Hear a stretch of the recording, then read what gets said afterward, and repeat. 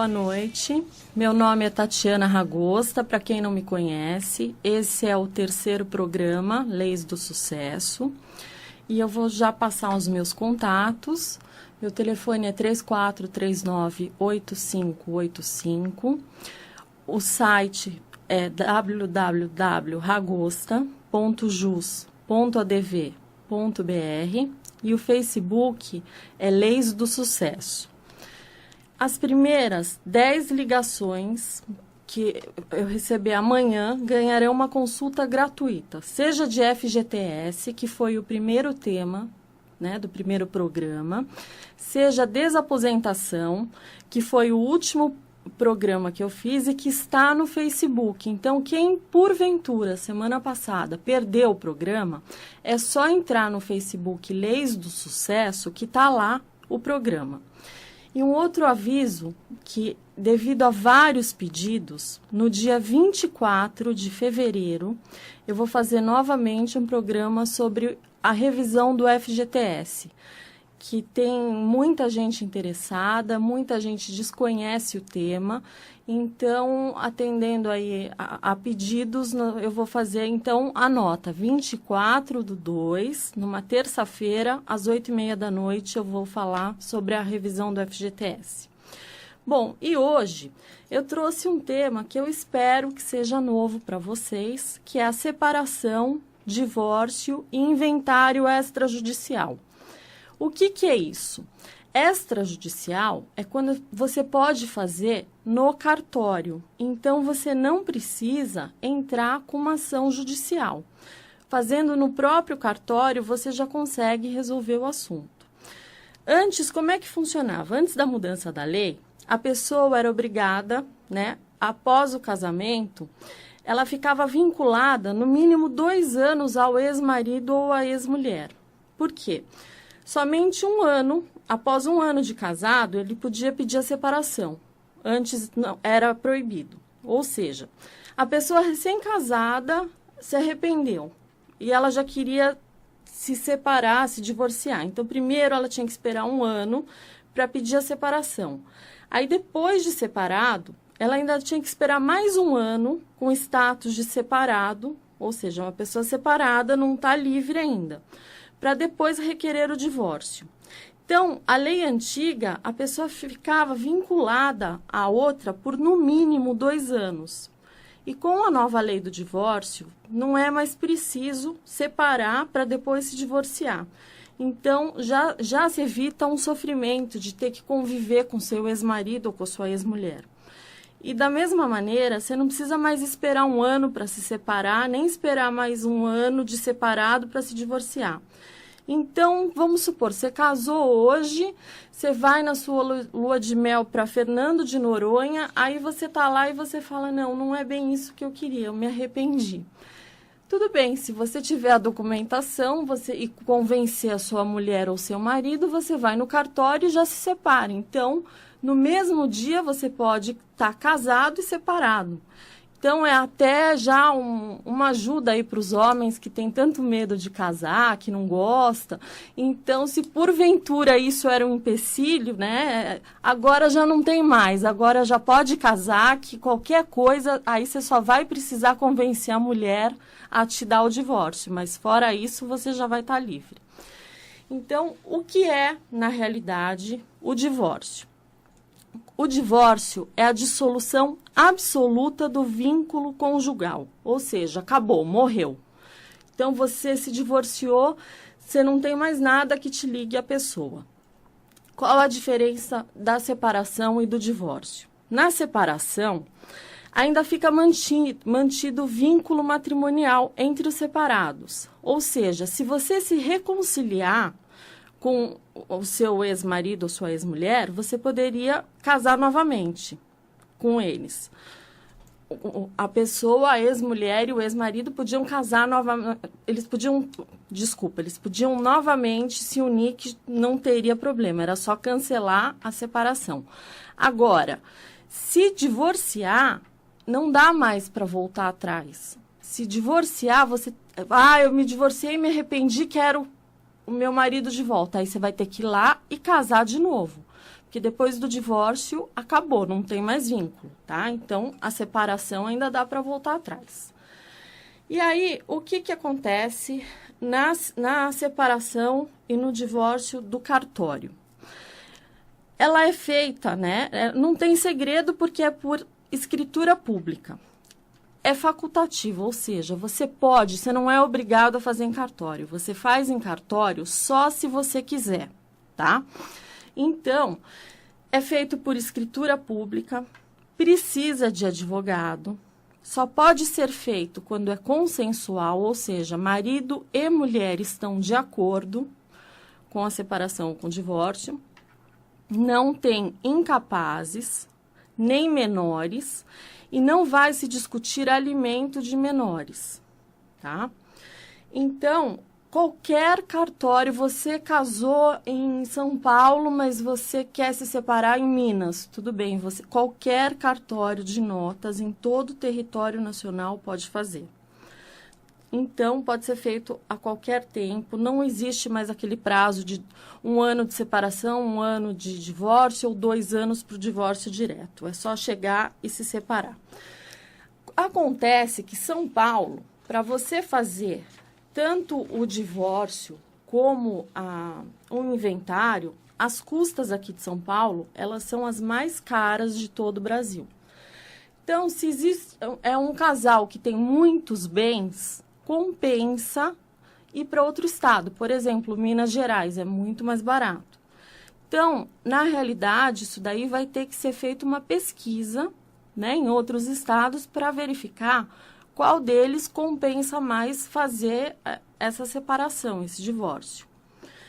Por exemplo, quando não tem patrimônio judicial, a separação judicial, ela custa, a pessoa paga R$110. Na extrajudicial, ela paga R$300. É um pouco mais caro, mas o que acontece? A pessoa, ela resolve mais rápido, tá? Porque a judicial demora mais, bem mais. Dependendo ainda do inventário, se for feito judicialmente, ele leva anos. Então, muitas vezes, e agora também, antigamente você ia com a pessoa, ia com o casal no fórum, entrava com a petição e já pedia para o juiz homologar. Só que agora, com o processo digital, acaba levando 1, 2, 3 meses para fazer o divórcio. Então, nesse caso, compensa pagar um pouquinho mais e já resolver. Em 1 semana você já está com tudo pronto e não tem mais problema e você já pode até casar de novo, tá?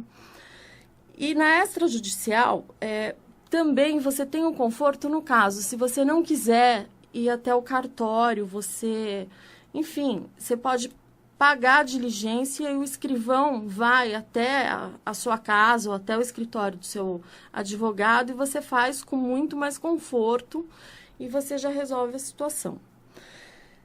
Existe uma exceção para se entrar no cartório. Por exemplo, quem já solucionou a guarda das crianças, regulamentação de visitas e alimentos dos filhos menores, judicialmente, aí pode dar continuidade na extrajudicial, não tem problema nenhum, tá? Existe um outro fato que também é possível, que é a conversão de separação judicial em divórcio. Muita gente, às vezes, separa e não converte em divórcio e fica anos. Aí, quando resolve casar, lembra que não fez a conversão. Então, hoje em dia, é possível fazer em cartório essa conversão, mesmo que a separação tenha sido feita no fórum, não tem problema. Então, é possível, é mais rápido, porque uma conversão de separação judicial, hoje em dia, ela leva aí em torno de 1 a 2 anos, tá? Então, quem está querendo casar vai ter que esperar 1, 2 anos, sendo que no cartório vai e resolve muito mais rápido. Existe também uma outra exceção, porque a gente fala que quando tem filhos menores não é possível ser feito em cartório. Acontece que se esses filhos menores forem emancipados, aí sim existe a possibilidade de se realizar a separação ou divórcio em cartório. O advogado, ele é obrigatório para assistir as partes, né? Então, ele pode ser feito o divórcio também por procuração. Muitas vezes o marido não pode comparecer no dia e ele dá uma procuração. Então, o advogado ele pode ser tanto procurador como assistente jurídico das partes. Ou a pessoa que não pode comparecer nomeia uma outra pessoa para representá-lo no dia, tá? E essa procuração ela tem que ser pública, ou seja, ela tem que ser outorgada em cartório, tá? Agora, quando na separação existe a questão dos alimentos, que é requisito essencial. Então, quando é feita essa divórcio, separação, a gente vai entrar na questão dos alimentos. E aí existe a possibilidade de renúncia dos alimentos, desistência ou a fixação dos alimentos. O que acontece? A renúncia, quando ela é feita a renúncia recíproca, é para sempre, né? Segundo o artigo 1707 do Código Civil. E é muito, mas muito difícil reverter. Então, a partir do momento que a pessoa fez a renúncia aos alimentos, lá na frente ela teve um problema financeiro, ela mudou de ideia, vai ser muito difícil reverter. Então, é uma questão que precisa pensar muito bem. A desistência já não. A desistência é por hora. Então, agora eu não quero alimentos, mas futuramente eu posso até pedir alimentos. Então, ela já não é não tem tanta força como a renúncia. E a terceira é quando são fixados alimentos. Neste caso, quando a fixação de alimentos, o conselho que eu dou para as pessoas é que entrem em juízo, ou seja, faça a separação judicial. Por quê? Porque o marido, vamos supor, ele vai pagar R$1.000 para a ex-mulher, né, de alimentos. Passou um ano e o ex-marido não paga. Aí você vai falar, bom, então vai lá e executa, né? Pede penhora, pede a prisão. Só que existe um pequeno problema aí. Que quando a gente entrou, eles só dão autorização para fazer a penhora ou pedir a prisão quando é feito judicialmente. Quando é feito extrajudicialmente, os juízes entendem que só cabe execução de título executivo extrajudicial, ou seja, é como se eu estivesse executando um cheque.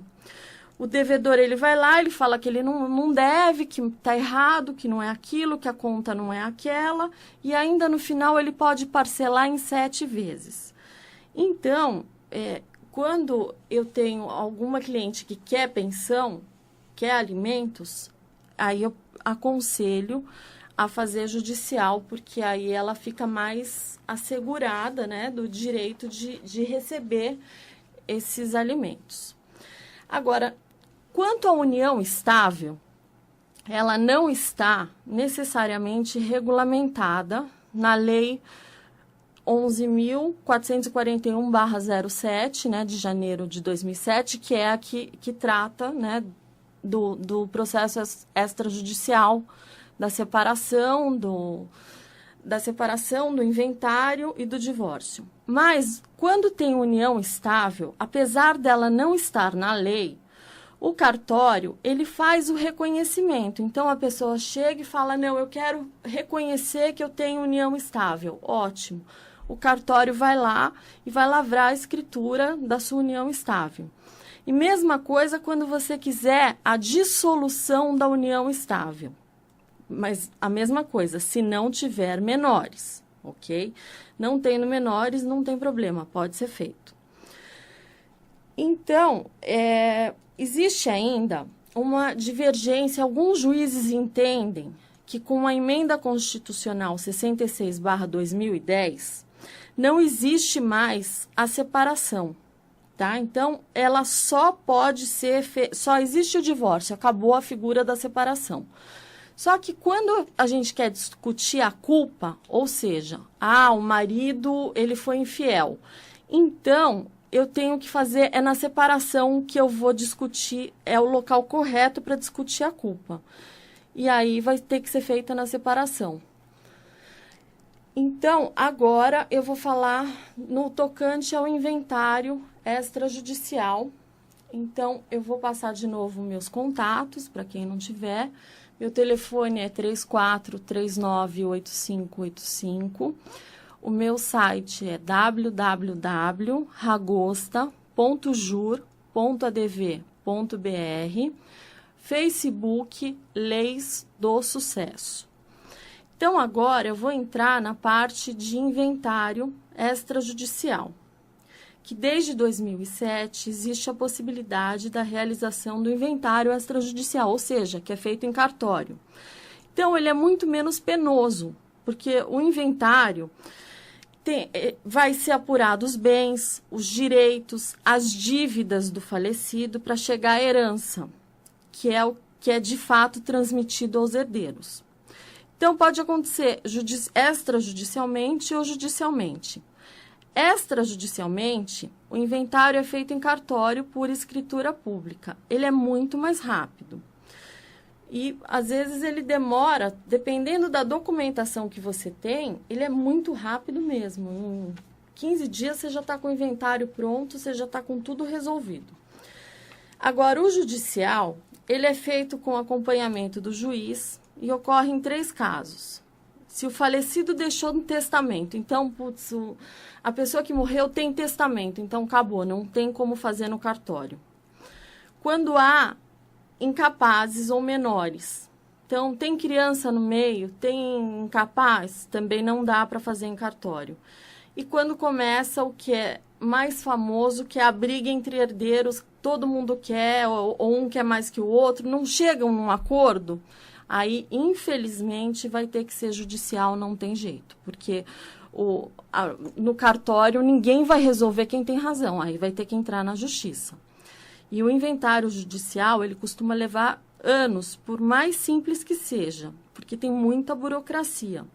E ainda se vocês entrarem no Fórum da Lapa, vocês não vão receber nunca mais. Porque eu falo, quando eu dou entrada numa ação no Fórum da Lapa, eu falo, essa daqui é para os meus bisnetos. Porque eu já sei que em vida eu não vou receber os honorários.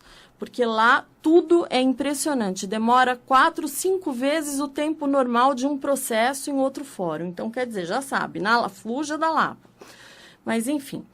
Então, por ser mais rápido e menos custoso, o inventário extrajudicial, ele é mais recomendável quando não tem esses impedimentos, que não tem testamento, menores ou incapazes e que os herdeiros estão de acordo.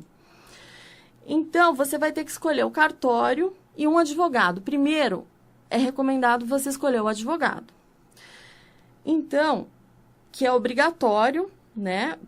E cada herdeiro pode ter um advogado, pode ser um para todos os herdeiros. Aí ele vai ter a tabela da ordem, ele vai passar os honorários. Em muitos casos, o que acontece? A família se dirige ao cartório e ela contrata o advogado depois. O cartório analisa quase todo o inventário, o próprio tabelião faz toda a documentação, tira certidões, faz partilha, e só depois a família contrata o advogado. Está errado. Por quê? Porque o cartório ele não pode indicar o advogado particular. Ele só pode indicar um advogado da OAB ou da Defensoria Pública. O advogado, ele tem responsabilidade. Então, ele não pode deixar tudo na mão do tabelião, porque se der um problema, o tabelião ele só tem fé pública. Em caso de erro, se acontecer qualquer coisa, um herdeiro sair prejudicado, quem vai responder é o advogado. Então, você precisa tomar muito cuidado na contratação do advogado.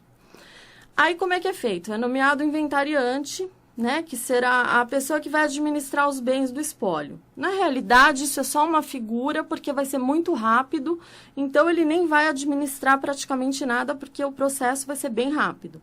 Então, ele vai pagar eventuais dívidas, né, com a ajuda dos herdeiros. Aí é feito o quê? A gente levanta as dívidas e os bens.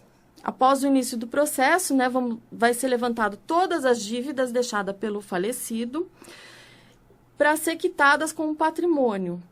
Ou seja, se ele tem 1 milhão em dívida e 2 em patrimônio, vai restar só 1 milhão. Então, é esse 1 milhão que vai entrar para a herança. Então, vai ser verificada a existência ou ausência de pendências, vai ser feitas certidões negativas de débito, documentos que atestem que o falecido não deixou dívidas E também vai ser preciso reunir as dívidas com credores particulares, porque se não for declarado, pode acabar aparecendo depois. E aí o credor acaba indo atrás do herdeiro. Então, além das dívidas, a família também tem que informar todos os bens deixados pelo falecido para se reunir tudo e os documentos de posse atualizados, como matrícula de registro de imóveis, o documento de transferência, o DUT, que é do carro. Bom, se não tiver irregularidade sobre bens, ônus ou ausência de algum registro, vai ser bem rápido o procedimento, bem simples. O processo do inventário, para finalizar, vai ter que pagar um imposto que chama ITCMD, que é o Imposto de Transmissão Causa-Mortes e Doações. Esse imposto é um imposto estadual, então ele vai variar de estado para estado, e podendo chegar até 8%. Aqui em São Paulo, ele custa 4% e ele vai recair sobre o valor do imóvel. Tá? Então, o valor do IPTU vai ser o que vai servir de parâmetro. Então, a grande dificuldade do inventário extrajudicial é o pagamento desse imposto, do ITCMD. Porque primeiro você paga, para depois você resolver, tá certo? Então, aí, com a ajuda do advogado, você vai fazer a declaração do ITCMD perante o site da Secretaria da Fazenda. Aí o documento vai funcionar como um resumo dos bens, os herdeiros envolvidos e os valores a serem pagos. Por isso, nessa fase, a divisão já deve ter sido acordada com a família, ou seja, não pode ter briga, não pode ter, eu quero aquele bem que o outro quer, não. Tem que estar tudo de acordo. E aí os registros e certidões negativas devem ter sido providenciados e as informações sobre os herdeiros terem sido reunidas. Aí o imposto vai ser calculado sobre o valor venal dos bens. Ok? Aí, após preenchida essa declaração, o sistema emite uma guia de recolhimento para cada herdeiro com o valor que cada um tem que pagar. Então, como o inventário extrajudicial, ele parte do pressuposto que os familiares concordam com a forma como foi feita a partilha, a função do advogado e do tabelião vai ser de explicar para a família quais são os direitos de cada herdeiro, o que vai ficar claro na declaração desse imposto do ITCMD. Em muitos casos, cabe a cada herdeiro, que não corresponde exatamente ao valor de cada bem, quando for assim, na declaração do ITCMD, então, o ideal é o quê? Cada um ficar com um bem, mas às vezes não dá, não tem um bem para cada um. Então, dois filhos acabam ficando com um bem de maior valor. E vai ser declarado assim. E aí, depois que for feito o inventário, eles vendem, eles alugam, aí eles vão fazer o que eles quiserem. Mas, de qualquer maneira, a gente sempre orienta a ficar um bem para cada filho, mas às vezes acontece isso que não dá. Então, e aí depois vai ser lavrada a escritura, né? Então, depois de recebida essa autorização da Procuradoria, que em outros estados fora São Paulo, a Procuradoria precisa autorizar essa declaração do ITCMD, que não acontece em São Paulo. Então, é agendado no cartório, né, uma data para a lavratura da escritura de inventário e partilha pelo tabelião, que encerra o processo. Todos os herdeiros devem estar presentes com todos os documentos, com a certidão de óbito, e aí onde vai ser feito realmente vai concluir o inventário. Então, ele é muito fácil, é muito rápido, só que tem um porém. Isso, tanto judicial como extrajudicial, ele tem que ser aberto o inventário em 60 dias a contar do falecimento. Ou seja, esse prazo é muito difícil de ser cumprido na prática. Pelo Código de Processo Civil, o prazo é de 60 dias, mas ele não tem como cumprir, é muito difícil.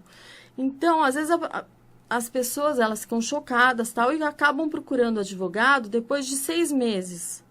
Mas aí acaba pagando uma pequena multa, né? Então, o ITCMD varia de acordo de estado para estado, mas, vamos supor, às vezes acaba tendo multa de 10% ou multa de 20%.